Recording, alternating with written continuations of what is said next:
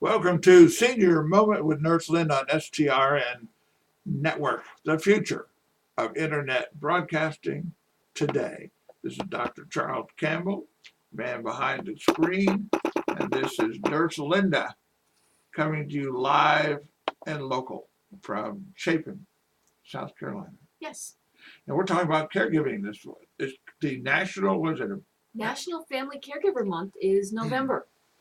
And that was started back in 1994, getting attempt to name it, of course, like many other national months that they have. And then in 1997, it was officially proclaimed National Family Caregiver Month. And it's really meant to recognize all of the people out there that provide caregiving services, many of which don't even realize or consider themselves caregivers. Okay. So I have a definition of a caregiver, and I think many people are going to be surprised as to what that fits.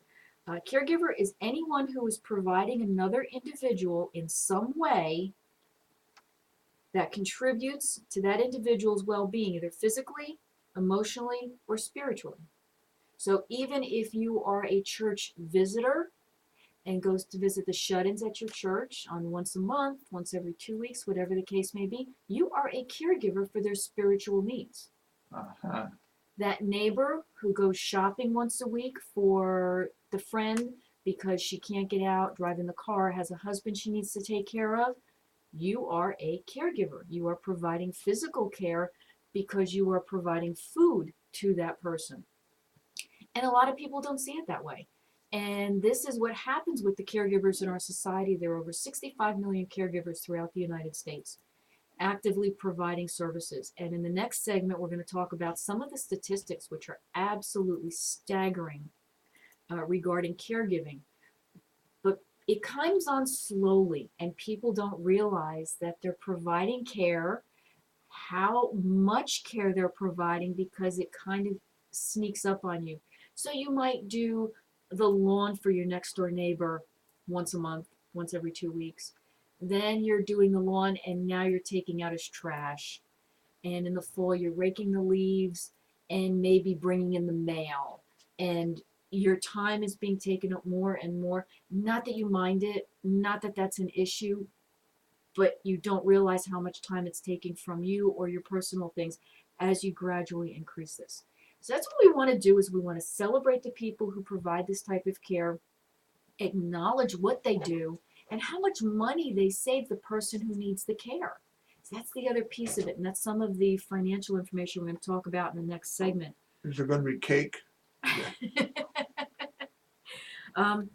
Examples of this. Number one is in 2011, I found a quote from the proclamation put out by President Obama for National Caregiver Month. And this quote from that proclamation said, "This month and throughout the year, let the quiet perseverance of our family caregivers remind us of the decency and kindness to which we can all aspire." And this is what I refer to when you're just doing that little bit extra. It means so much, and it helps to keep that person home. Just by bringing the mail in helps them to pay their bills on time, where they may not get out to that mailbox but once a week or once every 2 weeks because it's so difficult for them to do. Another example of this is being spelled out now in the Northeast after Hurricane Sandy, the Frankenstorm. The neighbors, the out-of-state police that are coming into the state to help out, the out-of-state utility companies and workers, even though I want to beat up the International Brotherhood of Electrical Workers, who is making them pay fees in order to come into a union state. Oh, is that right? I am livid about that, and they deserve to be chastised for that, absolutely. A couple of the crews actually turned and walked away instead of paying the high fees. Others have said, we're coming in anyway, and I applaud them for that. It's just been tremendous, the help that we've received. Even some of the police officers in the state are grousing a little bit about out-of-state police officers coming in. I'm sorry, there's work enough there for everyone who needs it, who wants it. They don't need to complain about the extra help that's needed under the circumstances. I wouldn't. Nope, absolutely not. I'm just beside myself. Being a first responder and knowing what's needed, and you go in and help, and you don't ask questions. You just do what's needed to be done. If you didn't have a business to run, I know you'd have been up there like a heartbeat. You got children Yes. up there, grandchildren. Children up there who are also first responders. Another child who is actually part of the crews that are clearing the roadways, taking down the branches and the telephone poles and get them out of the way. A brother-in-law who works as a lineman, and he got our hometown back up and running. He and his crew, and a crew from Murfreesboro, Tennessee, thank you guys very much, got them up within 5 days after the storm. Cool. So it was great, yes. Last big storm we had here, I had electricity for 14 days. Yep. But it's amazing. We also have a proclamation from this year, again from the president, because the presidents do this every year for National Family Caregivers Month. Okay. And it's really stating and recognizing what the caregivers provide and the extent to which their services are needed and required. And we're going to talk a little bit more in the second segment about caregiver stress and why it's such a stressful thing. And then in the third segment, we're going to talk about accepting help from a caregiver and how to go about doing that a little bit. So we've got some good information coming up yet. I'm ready. Yes. I'm a caregiver. Yes. And Yes. the first thing, I joined the National Caregivers Association, American Caregiver, whatever. Said the first thing is look after yourself. Yes.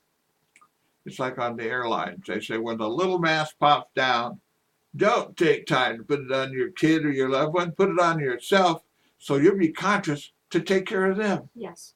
Absolutely. It's not selfish. No, it's not. It's common sense. And that's some of the statistics, if I can talk, statistics we're going to bring out are going to bring that to the forefront and why that's important to care for yourself first.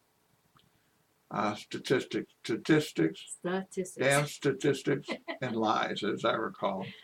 And the important thing to remember here is you're going to fall into one of a number of categories. Number one, you will be a caregiver.